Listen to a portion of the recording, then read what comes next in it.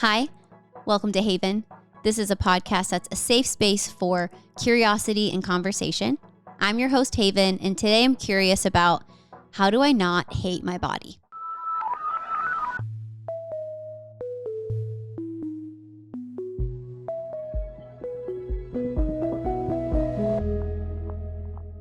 I'm actually going to pause here and ask something of you as a listener. So wherever you're listening to this, Spotify, Apple Podcasts, watching on YouTube, would you actually pause it and go subscribe so you can be a continued listener? Or maybe you're already subscribed, but you haven't rated it or reviewed. Will you please do so? I'm trying to grow this, and the way to do that is through you and through engagement. And typically I'll have this kind of call to action at the end of the episode, but if you're anything like me, the second the content's done, I'm just switching over to the next thing. So I want to put it here in the middle. I'm going to humbly ask, will you please subscribe, rate, and review wherever you're listening to this? Thanks. How do I not hate my body? I feel like this is a conversation I have all the time with friends, and then even culturally. It swung from diet culture that I probably grew up with. Most of us millennials heard. We got the ads. We saw the, TV spots. Then it went to extreme body positivity of like gassing each other up and it's amazing and love your body and so forward with that. But now I think it's coming somewhere in the middle of body neutrality where it's not necessarily like hating it. It's not putting a ton of effort to loving it. It's just being at peace with it. And I'm wondering, is that even possible with the messaging that we get and what society tells us and maybe what we heard from our parents growing up or the inner dialogue or those of us who are having kids? Like, how do we not pass on that wrong messaging we got? So I just think it's a very, very complicated topic, one that really can't be done in a podcast episode entirely. But I also wanted to bring in someone of a different generation for this one, because there's a lot of evolution that's happened in the last 50 years. And I want to talk about it, of what it was like growing up and what it's like now and what we hope for it to be in the future. So my guest is none other than my beautiful, beautiful mother, Lisa.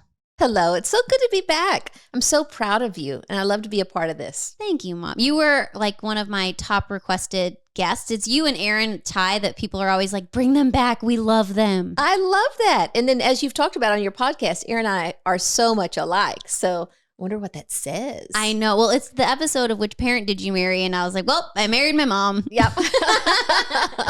Although he has that cute little... Yes. He's so adorable. He's so adorable. Well, you're adorable, Mom. Thank you. Okay, so it's a heavy topic, body image. No pun intended. It's also kind of a weighty topic. It's a weighty topic, one would say. Truly, though, of it's almost where to begin. Maybe I'd like to talk about, you were born in the 60s. Life was very different. Bodies were talked about very differently there. And even before that, I saw some ads from the 50s where it was like, women, do you want to gain weight? Drink this and you can be fuller and curvier. Then the 60s, it was Twiggy and it was thinner is better. Let's change it. And these kind of ideals have moved. So what was the ideal body type when you were growing up, and what was the conversation like? Yeah, it's interesting that you start born in the 60s, because even at birth, so I was born during the era when if you were considered wealthy, then you fed your children formula. So there wasn't even the breastfeeding. It was formula. And it kind of, if your baby was fatter, then it was kind of an indication that they were healthier. So I was quite the roly-poly little baby. No way. Yeah. And then I think also just growing up, though, I was very aware at 10, 11, 12, just my body type is curvier. Mm-hmm. And I never could wear the Dittos jeans and the Love It jeans, really the kind of the Peter Pan bodies. Mm-hmm. I never could. I had to wear Wrangler jeans and, the cowboy jeans. Mm-hmm. And I was aware that I felt very self-conscious, even in 5th, 6th grade. Is that when puberty was starting for you? Because I know that you had my daughter's body type, which is a little string bean, super, super petite. Were you praised for that up until then? Were you even aware of that? I wasn't at all aware of that. Yeah, I didn't even have a clue. I've kind of been all over the map. Fat little baby, and then a twiggy, 8, 9, 10, and then around 11, 12, started getting a little fuller. Just, I think my body type, just curvier. I just have large, very muscular thighs. I have a bigger bottom. So that was even before puberty, because my puberty was delayed because I started dieting at 12. And so I didn't have menstruation until much later because I was, some heavy duty dieting at 12. Why? Because I was on the new Mickey Mouse Club, and the very first week of rehearsals, the choreographer, we had a little, leotards on, and the choreographer came up and patted my belly and said, "Got a little gut on you there, don't you, girly? Need to get rid of that." No. And so I went home and told my mom. And, my mom, in trying to support me, I mean, I'm on this television show, and so she was helping me put me on a diet. And I started dieting very, very, very heavily from the age of 12 on. And so much so that at 16, I was actually put in the hospital for 2 weeks to be studied because I had such a low metabolism that I could have been great in caveman age. But it had to do, we didn't know back then, but it was because my body was in starvation mode because I had been starving it for so long. I can't believe that. Like, just hearing that in, the era we're in is so surreal. But I remember watching one of those episodes of the new Mickey Mouse Club, even when I was like in high school or so. And one of the dialogue moments, I think it was your character that said, "Oh, I can't, like, I'm on a diet. I have to watch what I'm eating." And I was like, this is the public messaging. They said it in private, which was so inappropriate. I cannot believe it. But it was allowed to because it was a public messaging about these 12-year-olds and girls just casually saying they were on a diet, which is so surreal to me. That was the message. Yeah, it was. And then also Mickey Mouse Club was 12, 13, almost 14.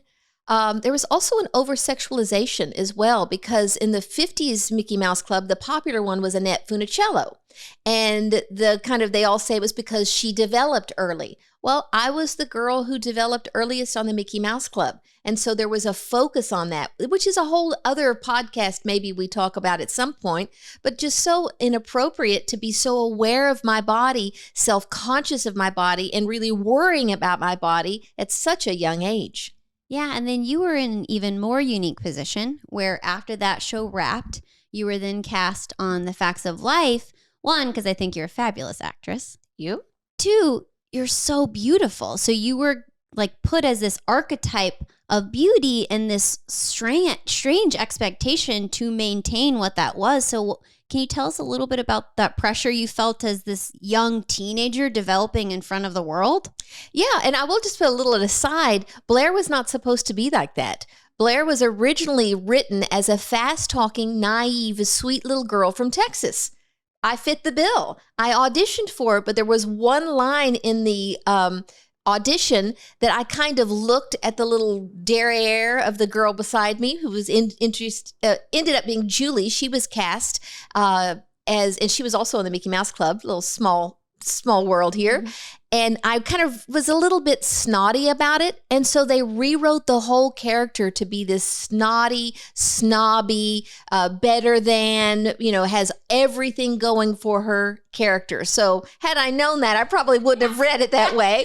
But I did get the part because of it. Lean more into the twang of it and less on the... Exactly. Which is so funny because it's definitely a character because you're so not like that. No, but I tell you what, it was really surprising to me how easily it came and how much fun I had playing. And I think that's it goes back to why I started acting in the first place, which was to act out parts of me that would not have been allowed to be acted out in real life, or it would have been like, no, that's just, taboo. But as a role, that we all have all parts of us, and that part came out. Oh, I think about that a lot. Like Disneyland, they cast amazingly for the different characters, but it's not even so much about what you look like because they can do wigs and dresses or outfits. It's kind of like just your presentation. And my goal would be to meet the caster of Disneyland and be like, who would you cast me as? Because I would want to be the villain. Like, put me as an evil stepsister. Put me as the mom. Like, it would be so fun. So much more fun. Yes, I don't want to be the nice one all the time. Like, let me just Boring. like growl. Yeah, or like the Star Wars ride. They're all so mean there. I'm like, that's fun. Yeah, that's fun. That's really fun. But it wasn't fun when I went through normal puberty. So I was cast at 16. Thanks for landing that plane back. We really took a detour. I was like, what were we talking about? Yeah, that's all right. Yes. But I was cast at 16. I'd been doing a lot of intense dieting. And then there was an actress strike that went on for 6 months, right after the first season of Facts of Life. I went back to Texas for that 6 months. I hadn't been going to school since I was 12. And so I was enrolled in a school. I went to a youth group at church and started doing the pizza parties and meeting everybody up at Dairy Queen. And my parents were going through a divorce at the time. And so I was turning to food. It was comfort food. And in that 6 months, I gained 20 pounds. And I went back to the second season of Facts of Life. And understandably, the producers were like, hey, wait a minute. We've cast you to be the beautiful one, the one that has it all, the one that has all the confidence. You need to either lose that weight or lose your job. And so then I went into just overdrive. And it was a really, really painful time because part of it was, comfort food, parents going through a divorce, just fun. And then also because I gained that weight, I did go through puberty. I did go through menstruation. I did start my period. And so I then started having the hormones, and it was much more difficult to navigate the weight at that point. Okay, I want to camp a little bit even on one word you just said there, which was I came back and then understandably, they were like, we put you this. To me, that's not understandably. Yeah. Like that, I'm like, a woman 20 pounds overweight is still gorgeous. Like, or not even overweight, just gaining 20 pounds. Like, I feel like women fluctuate. That's one thing you taught me so often growing up that's kind of ingrained in me is like, women's bodies fluctuate. That is the whole point. Do not look at a scale. Do not worry about it. Kind of see how it feels in your body because I don't know, like that to me is also just an arc of womanhood, and I can understand they've cast you maybe for a certain thing, but I don't know. Like that part's kind of hard to me is I feel like any woman watching TV would be like, oh, look, she's gorgeous and she gained more than she did last season and she's still gorgeous. Like, and she's still owning it. I wish that we could kind of go in that direction. No, you're absolutely right. And actually I traveled with Women of Faith for a while, and one of those speakers was a therapist. And I was telling her the story about I went into the executive's office. I was called into the executive's office after I got back from my, 6 months in Texas, and he had a scale in the middle of his office. And he told me to get on the scale. And that's when he said, either lose the weight or lose the job. And I was kind of telling this story. And my friend Marilyn said, well, how did that make you feel? And I said, I don't remember feeling anything. And she said, well, if you could guess what you were feeling, what would it be? And I just kind of checked in. I thought, well, the truth is I felt like I deserved it. I really felt like, well, they've cast me this way. It's a job. I'm not doing my job. I need to get this weight off. And so I really had internalized this message that I was wrong. Oh my gosh. And yet hearing it, my heart is like, oh, to say that to someone, but it also that you telling someone and them asking you, it reminds me, there's this meme where it's like, have you ever told like a funny childhood story and you expect a laugh and then everyone just gets quiet and says, I'm so sorry. Yes, exactly. And you're like, no, that was like funny, guys. And they're like, no, that was very sad and traumatic. Yeah. It's kind of also, we can go down this little path. There's a meme about, I want to thank my family for my traumatic childhood, but also I have a great sense of humor because of it. We need some levity. But so 16, you have this pressure. I remember also you and I recently, we went to this kind of spa and you're like, oh, I came here so many years ago. This used to be a fat farm. And I came here with grandmother, I love her so much. I do not understand her parenting at this time with you. So I'm just going to set that aside. But she went with you to this fat camp so you could lose weight. But you guys would sneak out and go to like the gas station and get candy bars? Almond Roca. Yeah, I remember it. Yes. Yeah, because we would film 3 episodes of The Facts of Life, and then we would have a week off. Well, I wanted to go back to Texas with my friends, but often the producers would send me to what was called then a fat farm. Now I would love it. Like, sign me up, because it's a spa and it's expensive. But I was still a teenager. And so we were supposed to be going on our hike, and we discovered almond rokas. But I do want to say that now that I'm 61. That's 40 some odd years. I'm an actress, not a mathematician. But on the other side of it, you're right. This was a teenage girl that was confident. They continue to write her as confident and getting all the boys and feeling, putting everybody else down. So in hindsight, I'm so grateful that I did play a character that young girls who had more normal sized bodies could feel like, oh, wow, she's confident. She's still getting the boyfriends. She still feels good about herself. So in hindsight, even though it was difficult for me to go through, I'm grateful, because I do think it was more helpful to the girls watching it than somebody who had a perfect body. So when that wrapped, like, what was the status you felt with your body? Or were you like, I wasn't even thinking about it because it was a job? Like, when that's over and then you have 3 kids literally in 3 years in a row, like, that kind of changes things. Like, what was it like out of the limelight? Day and night. The pressure to look a certain way and not feel judged by people who don't know you, it's really hard to underestimate that or overestimate that, whatever it is. Mm-hmm. Because when I was just home, I left show business. The last episode of The Facts of Life we filmed in March of 88. I got married in July of 88. I got pregnant in 89, and then I had a child in 90, 91, and 92. So I was pregnant a lot. Mm-hmm. And nursing, and then trying to get the weight off, and then getting pregnant again. But I left show business. We moved way out into Santa Clarita Valley. I had my little game club and my family and my friends, and they loved me and didn't care. And it really was day and night difference, not having the pressure. Because, celebrities do have hearts. They do have feelings. And as much as you can want to say, oh, they don't know me, it doesn't matter. It still hurts. It's still hard. So it was very, very different. It was wonderful to have the freedom to just be a young mom with a postpartum body. Totally. And even that, though, I had forgotten about this until you were talking about that. Culturally, it was still very diet centric. I remember looking in the scrapbook at my birth announcement, because you're such a talented writer. It was hilarious for 1991. It says, how I lost like 7 pounds and 6 ounces like overnight. And it was basically like a joke about weight loss ad where it was a baby. Do you remember that? Yes, I do. Yeah, I had a picture of me pregnant, and then it was like a National Enquirer article, how I lost 7 pounds, 3 ounces overnight. And it was the story of your birth. It was the birth announcement. But yeah, it was absolutely very diet centric, because those were the headlines. And it was like tongue in cheek of being like, it's a baby, or like kind of talking about it, but it's still culturally like you going from being picked apart on like a nationwide level to all of a sudden like the autonomy.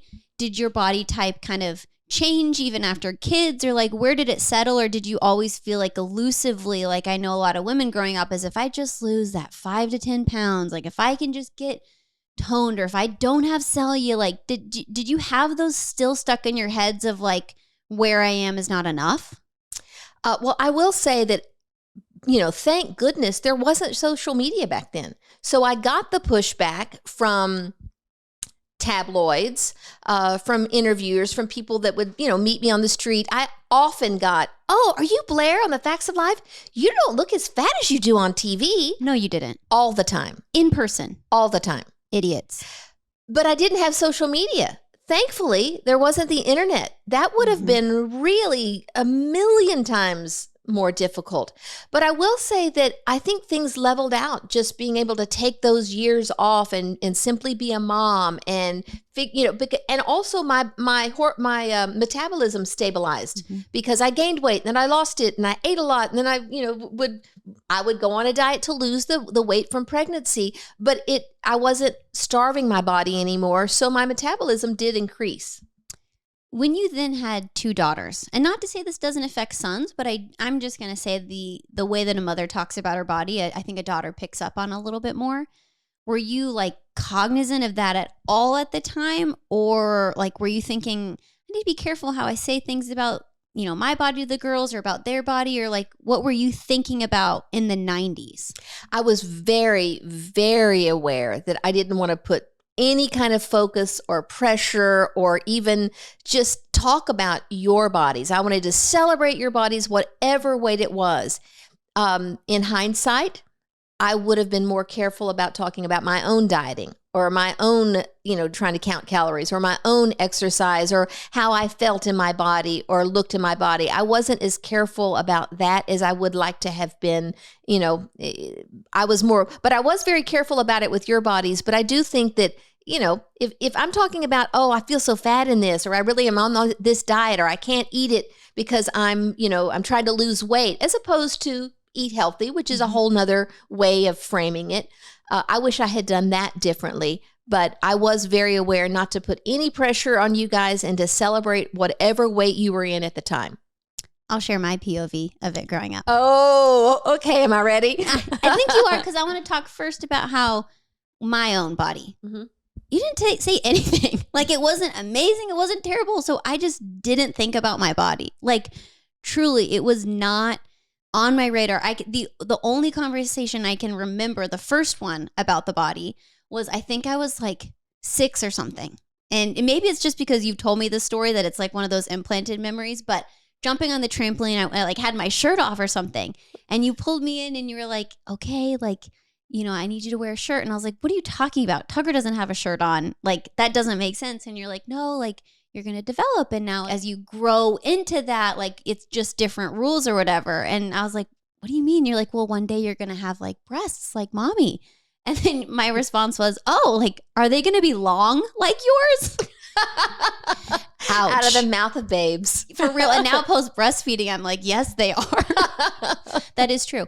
But that was the only thing where I just realized, oh, okay, there's something different about my body, only in just the, the way that I would dress as opposed to my brother. And then I just don't remember it again in conversations till later. So first, I just want to say the testament of like, yes, absolutely. I feel like I do not have to go this uphill battle of things because I just don't think about my body too much. Society and, growing socialization can change that. But I will say, I remember always growing up, it's like, oh, you have the same body type as me, like you and I. And I saw that as a badge of honor because I loved your body. I loved your soft hugs. I loved it. Like, I didn't see it as like overweight or curvy. I just saw it as like just the most safe, warm, comforting embrace. And I wasn't thinking about it as good or bad. I just know it was warm and safe. But then growing up, because Clancy has a different body type, my little sister. Clancy's a little more petite, a little more lean. She's more like my dad. So I don't think she had that same kinship to that. And so for me, growing up, I would just think, oh, that's me one day. So every time you were talking down, I was like, don't talk about my future body that way.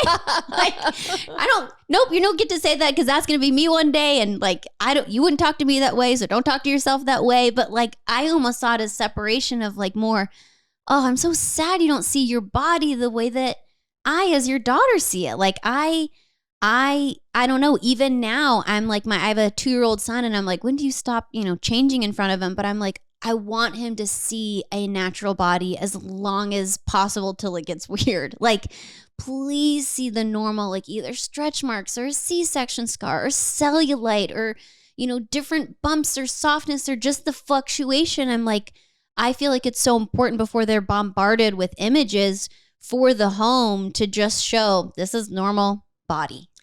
And speaking of echo, one of the things that happened recently that was really impactful for me is I was holding him and he was just this fat under my arms. He was just kind of playing with it and just rubbing it and it was almost, like how babies have a little blankie. Yes. And there's the satin part that just feels comfortable. I could tell he was stroking this flab under my arms in a very comforting, kind of a safe kind of way.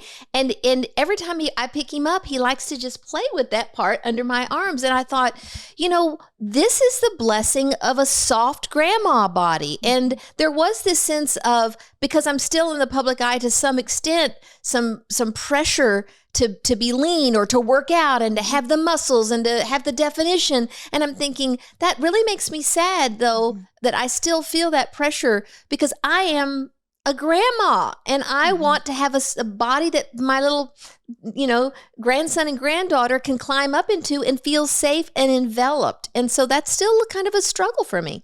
And I feel like that's also where like maybe your nature is to think one thing and then the outside nurture kind of gets involved there, because for me, like, I think my nature is along with that. And I think your nurture was like that, louder than whatever things are on the outside. Because there's just little moments of things that you've said that stick with me. Like one was, when I was kind of fluctuating, you were like, I don't know about you, but if I was a man, I think I would like a woman that was soft. Like, wouldn't that feel so nice to embrace something? And I remember thinking, oh my gosh, yeah, that probably would feel great. Like, probably feels great for someone to embrace me a little softer. Or I remember when I was like, it was pre-puberty, I was gaining some weight, and you're like, you're probably going to get taller. Most people have to go out before they go up. So I bet your body's just getting ready to get taller. And I remember thinking, oh, that makes total sense. Like, yeah, I'm probably just going to get taller. And I just feel like you neutralized when kind of society would have come up and told me something was wrong or it shouldn't be that way. I feel like you just diluted it and like just not dismissed, but in a way that you just pivoted and recentered it to like, I don't think that's that big a deal, or, in a way that made me feel like it's not a big deal. Like I talk about this with Aaron a lot of like, he's been married to a lot of different body types. Like, and I'm like, good for you, like when I'm like thicker and curvy and juicier, like that's a different experience than someone who's like toned and working out or maybe has like strong abs. I was like, both are, cool, whatever. I like to kind of go around the place, but I was like, you get variety. Like it's a win-win for you overall versus seeing it of like, I'm so sorry if I, am not this way. I'm sorry when I've gained weight that I, am maybe not some type of ideal, or I'm sorry when I'm toned that like my boobs are smaller, or, like it's, I don't know. I feel like there's just so much to celebrate in each one. And I would like to say on behalf of your viewers, because you do have a traditionally fabulous body. You work hard, you work out, you work hard, you enjoy that. That gives you what you need to be able to do, to kind of juggle everything, just even energetically. But you have a great body. I want to say for the viewers, though, that's not always been the case. Mm-hmm. You have had more of a curvier body, more of a softer, kind of fluffier body at times. I'd say the majority of your life you have, and you still felt really confident. You would still wear the great jeans and you go, oh, look, this is it. Look at my butt. And you were just so, I always really admired that about you, because you walked around thinking you had the hottest body around at different body types. You've always maintained that. So it's not just because you're, what traditionally a more classic great body right now. I would say, yeah, I found working out, and I really, when I stuck with it, really enjoyed it. It's a stress relief. It's an alone time. Like it's a challenge. Like I like that aspect of it. And it obviously has like a different reaction to my body, but naturally I am curvier. Like naturally it is softer. I'm sure with age, as that transitions, again, I tell Aaron, I'm like, just gear up. Like you're going to be in for surprises. Like this is where it is right now. I don't know if it's going to be like that forever, but this is that window. But I do think that like, maybe it came across of walking like I loved it. I just wasn't thinking. I just thought I'm awesome. Like you taught me that I'm awesome. And like, I don't know. I wasn't equating it if I look great. I think it's just, I love this outfit. Like, and I think that also kind of, when you put less pressure on like what even looks like, or even like make me love myself and my body, I feel like that also translates. The most attractive thing in anyone is confidence. Like it doesn't, it's so true. It doesn't really matter if you're categorically or in this day and age. Because again, it went from Marilyn Monroe to Twiggy. Right. And then it went to supermodel, tall and thin. And then it went to Kim Kardashian, super curvy. And then like it's just, there's no way. I think there's this excerpt of Tina Fey's book where she was just like listing all these attributes and just being like, there's no way.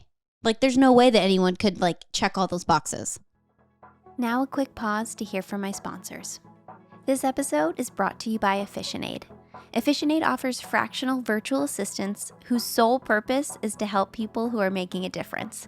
Are you bogged down in your email and still managing your own calendar?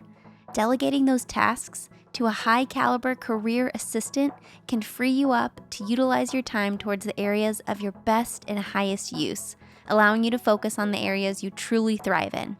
Learn more at efficienade.com. That's efficient, AIDE.com. Okay, back to the episode. I think you're right, though, about the kind of the more neutral, the body neutrality. That's something that, I mean, we learn along the way. And so even with you, I was, careful to just celebrate. But like with Isley came over the other day and we went swimming, and then she was getting changed in the bathroom, and I have a scale there. She said, "Oh, let me get on. Let me get on there and see my numbers." And so she got on, and I said, 31, that's great. And then I caught myself and I thought, no, I don't want her to say it's great or what. I say, it's so fun to find our numbers, isn't it? It's so fun to see what we weigh. I really was trying to correct myself, because not even to encourage them. Oh, that's great. Because then that is a judgment on it, as if 33 would not have been great or 28 would not have been great. So I'm learning. I love that. And I don't know how you transitioned from growing up with so much of a stigma on that. It must have taken so much work to break that cycle for me. And thank you. I appreciate that. I really do. I'm going to be honest, though. It is still truly maybe a daily insecurity of mine. It's so ingrained. I'm so aware. And now add on top of that, getting older and flabbier skin, not only, and then making it more difficult to lose weight, and yet still being in the public eye enough that there is social expectation, that there is judgment. Even people saying, "Wow, you look so great for your age." Yeah, but wait a minute. What when I don't? It's a very sticky point, a very insecure part of my path. You asked, though, at the beginning of the episode where we might be going from here with body, from one thing, it has to be this way, and then it's body positivity. I have learned something in the last year that's really, it really is a game changer for me with my body. And that is learning to listen to my body, realizing that my body has something to say to me. We've read the books that the body, stores the trauma, it stores all our memories, it stores our feelings.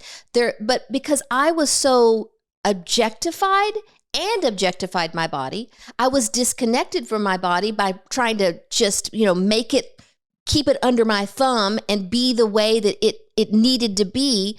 So how in the world am I going to have a positive relationship with my body if I'm judging my body and trying to control it, as opposed to having a relationship with it?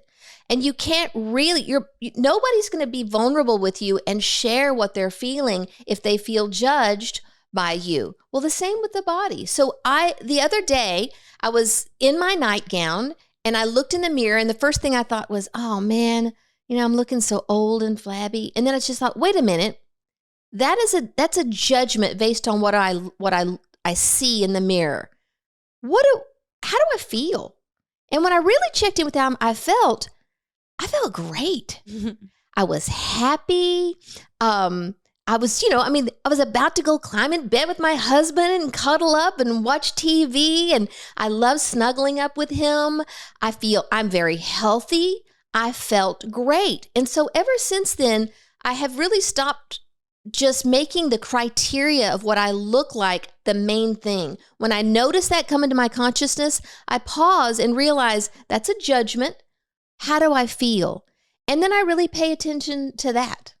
I just want to receive everything because it was so beautifully vulnerable what you shared that there's just so much takeaway of, first, thank you for sharing about even, the insecurities that you still face. I feel like that's womanhood too. Like, and you had it on a deeper scale, but like even sitting here, I'm like, oh, I don't want my leg to have cellulite, or I just want to sit up and not like lean in this couch. Like, and I just think children don't think that way. I feel like that's taught and it's inflicted outside in. I don't think naturally, a child's like, oh, let me look, presenting, let me posture. And so I do think so much of it is implanted, but even if it is, you have to detangle that. Like you have to pull out, and it takes a lot of work. And so what would you say to, just the outside of even listening to your body, and how does it feel? Like, how do we even reprogram, like, oh, let me, sit up straighter, let me get the angle, or,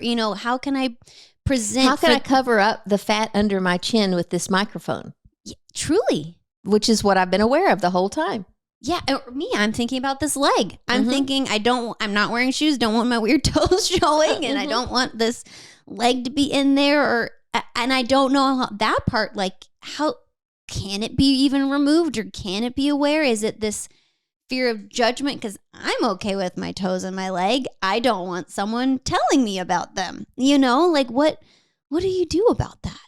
Well, the irony is, and the catch-22 is, because the body does keep the score, as the book says, all of that trauma is stored in the body. So we're not going to untangle it. We're not going to heal from it except going into the body. And so much of it has been disconnecting from the body. What does the body look like on the outside?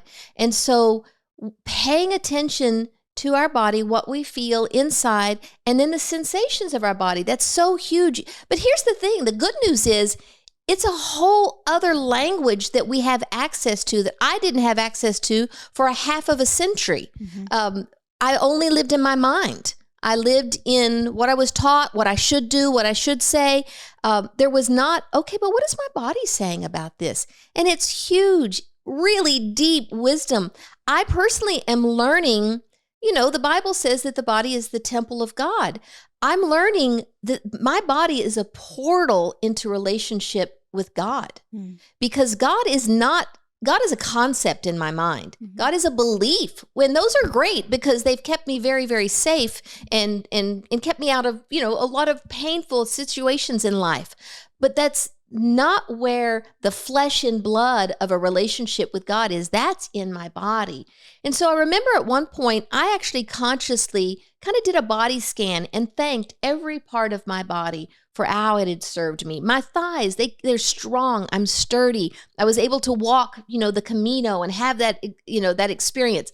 My hips, I was able to birth children. My stomach, I enjoy good food. I love good food. So really kind of trying to have a new relationship with my body that is more body positive for myself. And then I'll pause and I'll go, so what sensations am I feeling in my body? And then if I feel it, then open up to it and really allow it with compassion. And it will give me information about how I really feel about a person, an opportunity, a situation. And if I listen to it, it is way more dependable and reliable and trustworthy than my mind. I think it's so true, as we put so much of this focus on the outward appearance, but the body is way more than just what it looks like. Sometimes I think about that of like, with humans, like we kind of have these ideals, but you look at dogs and I never would be like, that dog is more beautiful than that one. Or one of them would be like, oh, my ears are floppy, but yours are not. Or you have this nose, like you just see dogs, and I'm like, and they're all different breeds and all different types, and they're, but like humans, we're just like, oh, this one's allowed, this one's not, or this one's accepted. But really, even just the service, it's just releasing in. And I remember I only realized that when, as you denoted before, I had a curvier body type. And in college, I found out that you could wear maternity jeans even if you're not pregnant. And I thought, this is the best hack. My gateway to that was jeggings. So there was like these jeans that had this little band, and I thought, this is amazing. Why would I ever wear normal jeans again? And at one person, someone was like, oh, are those maternity pants? I was like, what are you talking about? She was like, oh, maternity pants have those bands. And I said, there are more things like this. So I went to this maternity store in the mall. They're like, how far along are you? And I go, nothing. I'm here for comfort. And they had these little pillow things. I was like, I don't need that. I was like, just give me your comfiest pants. So I wanted maternity pants for a couple years just because they're so much more comfortable and so much more give. But like society would be like, why would you ever, but you, Mom, you dress for comfort every day of your life. Every day of my life, I dress for comfort. Yes. And I have like 2 outfits that if I have to go out, or like, maybe this is TMI, I said, okay, I'm putting on my good bra today for the podcast, but I'm putting on the sports bra right after this is over. I literally, you said, I'm not driving home in this. Exactly. Exactly. I'm not even driving home in this. No, why would you? No. You only put makeup on when you got here for this. And you put it on for me because I didn't do a good job. But you're so beautiful. You don't even need makeup. Thank you. I heard that once of someone saying that like even with your daughter is to say, oh, I'm putting makeup on to be fancy. I'm always beautiful, but I want to have a fancy moment. Beautiful. I love that. I'm so grateful that this generation is so much wiser and continues to evolve in ways that promote just love for yourself, because it's not just the cliche, love yourself. That's actually really profound. Mm-hmm. If we love ourselves, it translates into loving others. If we don't judge ourselves, we're not going to judge others. And if we're not judging others, people aren't going to feel defensive. They're not going to feel like they need to protect themselves. It's violence, everything. I'm not joking. That is the core of everything, is loving ourselves. And I think it's tapping into, okay, like you said before, of like, what's my body saying? Where's it going? And it's not this body positive, like toxic, everything's great. I feel great. I'm so happy about this. But it's a state of neutrality, and then listening to it of like, oh, like that feels kind of icky in my gut, or I feel kind of like I want to put my body, like my body language like this. Or even sometimes an indicator for me in my mental health is when I'm craving cookie dough all the time. Like that to me is if I'm like, I've made cookie dough a lot. I'm like, something is not well because I'm looking to feel better. And don't get me wrong, I'm happy to eat it, but it's an indicator to me of what am I trying to not feel right now, where it's actually, maybe we will cut this out, Mom. So Aaron and I dating, like growing up, kind of purity culture, that kind of thing. It was very much like we are not going to have sex before we get married. It's a big thing, but it's difficult when you love someone. Like it's hard to adjust to that. And when you have hormones coursing through your body at that age. And it was tough. But I remember if I was like suppressing, not going to do that, I would always crave, like, I'm going to make some cookies. Because that felt like eating cookie dough was wrong because you wouldn't let me. Not because of that. It was because salmonella. You're like, don't do that. And I was like, if I can't have sex, I'm going to eat raw cookie dough. I can enjoy something. So that to me is actually an indicator of my life of what am I not doing right now. Or are you not having enough sex? Yeah. I don't know. Aaron will probably be like, yeah, let's fix that one.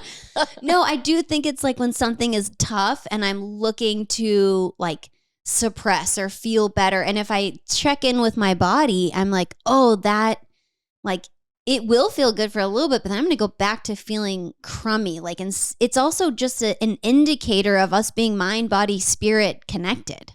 That's brilliant. And let's have another podcast episode, because I think you said something that was brilliant. What am I not wanting to feel? That is the core question, I think, of any addiction. And I even mean process addiction. Like for my addiction, it's reading.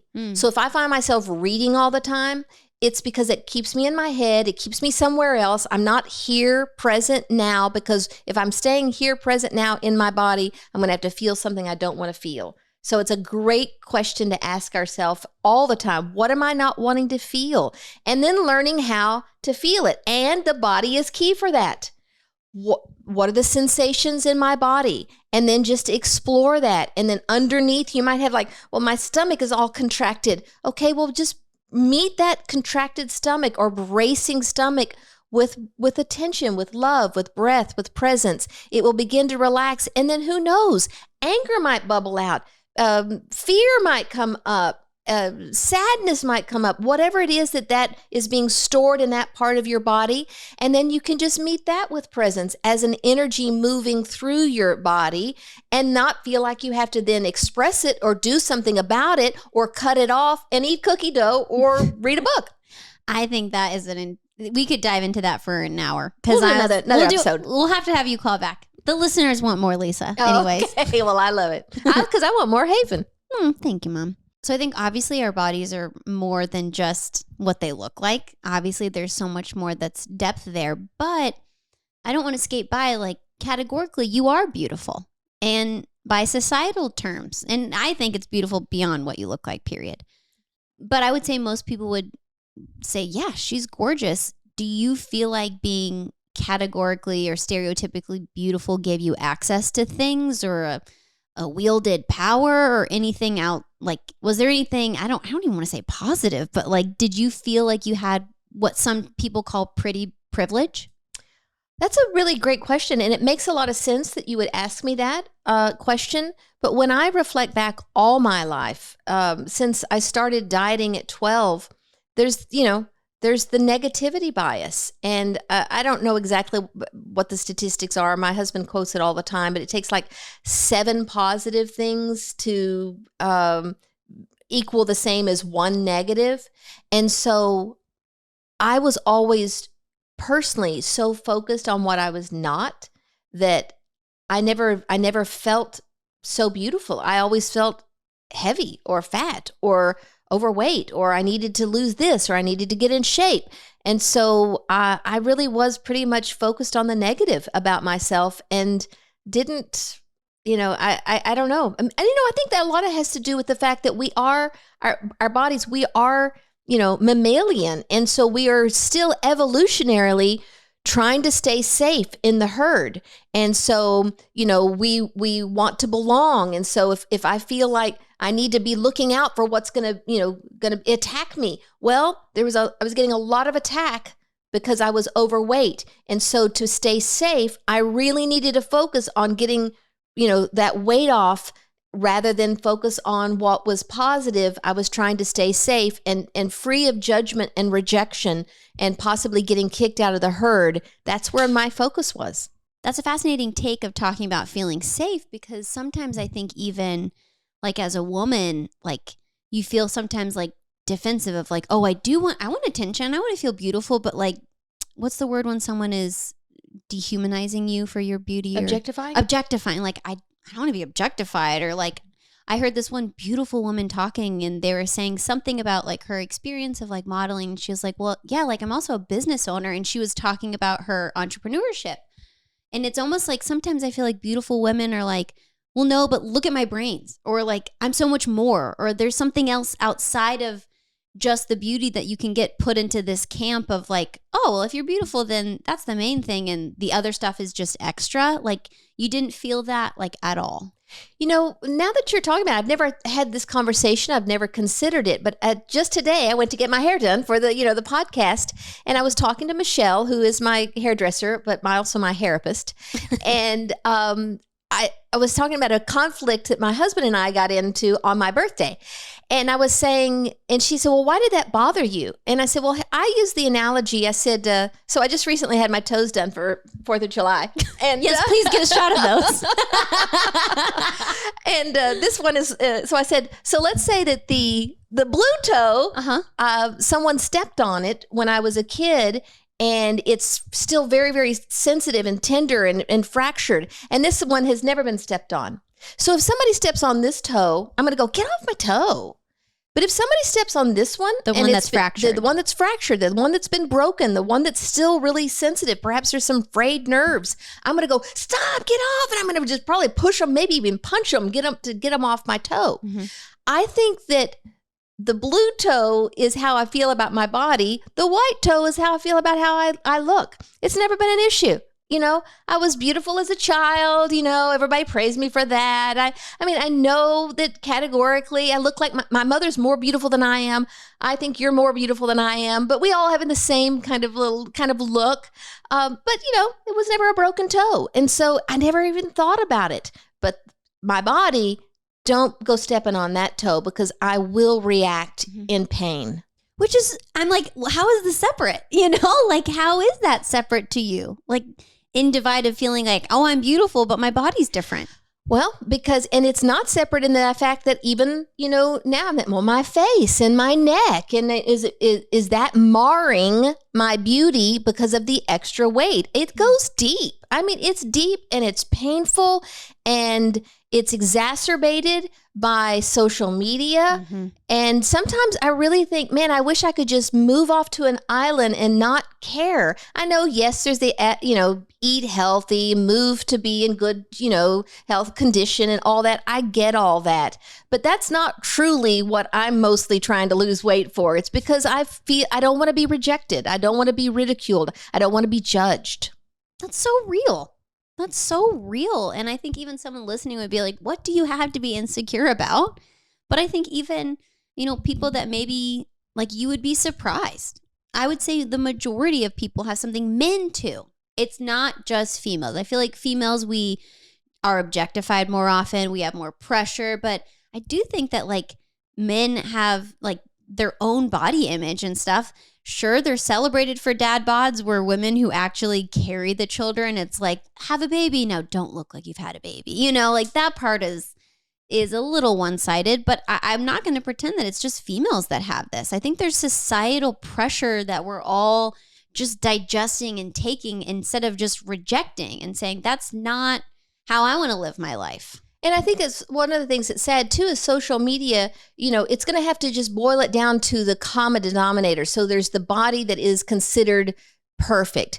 But like when you mentioned the dad bods, I know there are some women who would love to have, a relationship with somebody with a tone, big pecs and strong and muscular.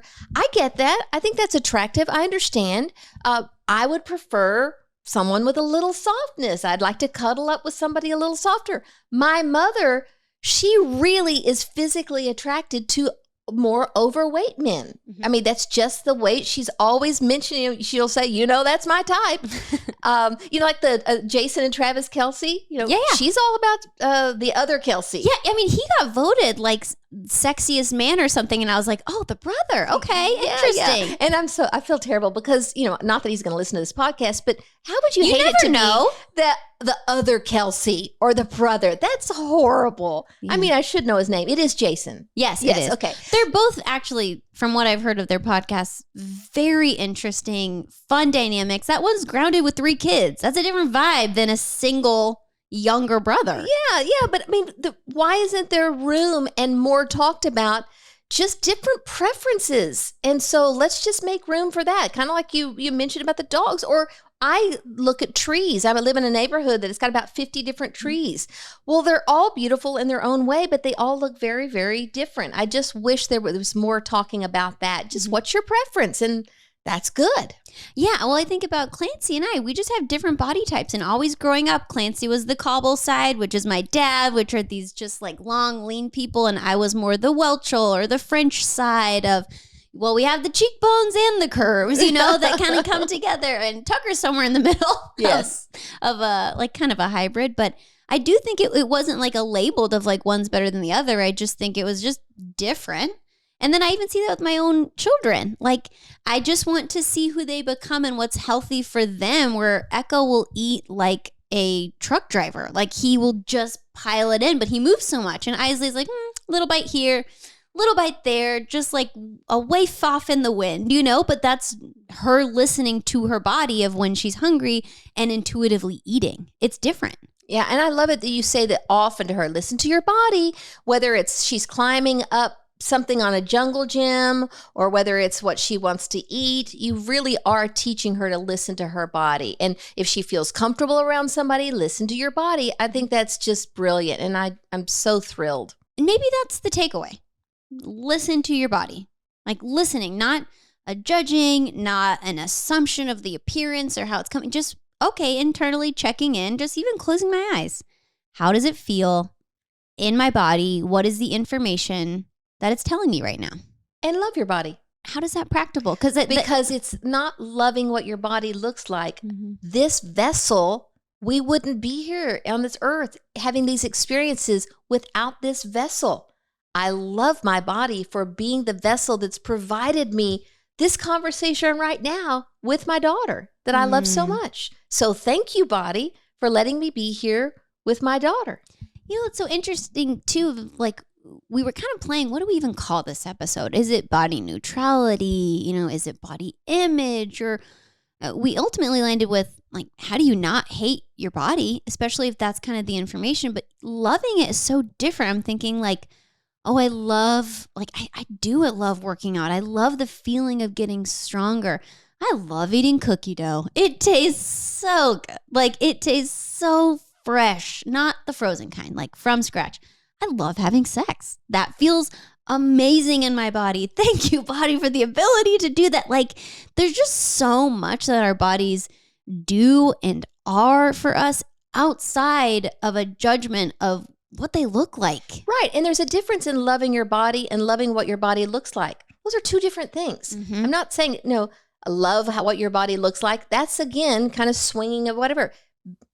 Love your body, all, inside, outside, at every age and every stage. Love this gift of this body, because really, without the body, we would not be here. And you can either go inside out, if that's helpful, or outside in. Because I think sometimes the way that we see other people or the thoughts we have about other people, their judgments on their bodies, it's nothing about them at all. I think it's all about you and the pressure you're putting. So even if you're like, oh, that'd be hard for me, maybe you see someone and you have like an instant judgment. You can be like, that's their body. Like, they're feeling fine, or I'm glad that they're able to walk, or, you know, that kind of thing of also you can try outside in if inside feels too vulnerable.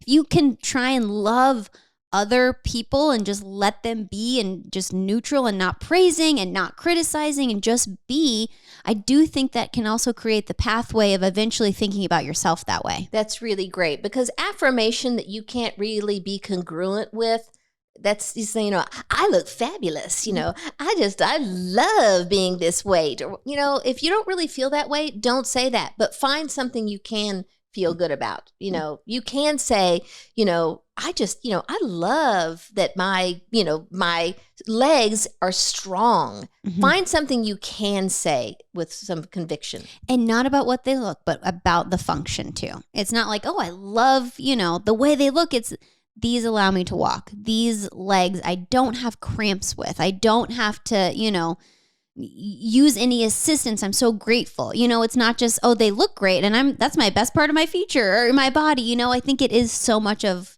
in function and in service to us.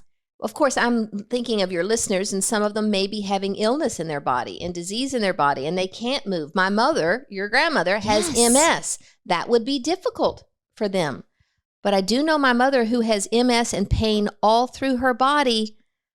That same body allows her to be with her 2 grandchildren every Thursday, the highlight of her whole life. And it allows her to interact with them and be with them and love on them. So she can say that. She wants to be here in this world, in this body full of pain.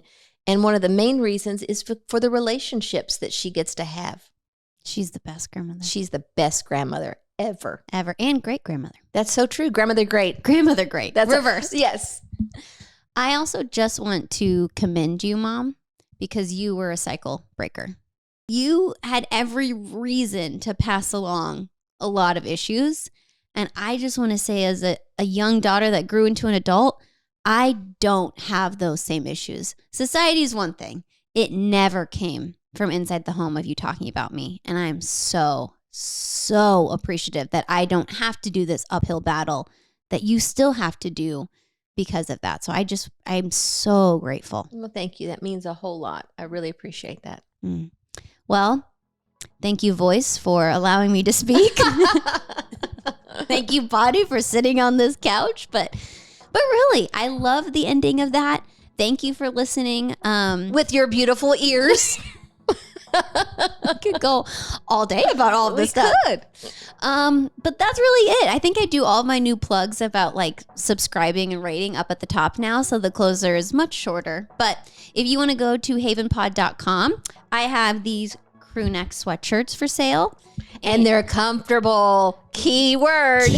Comfortable. Coming from someone who actively chooses maternity pants, I would never give you something that is uncomfortable. So you can snag one of those if they're online. When this episode airs, I don't know if they are. So if they're not, just email me hello@havenpod.com. But other than that, thanks so much for joining, and I'll see you next time.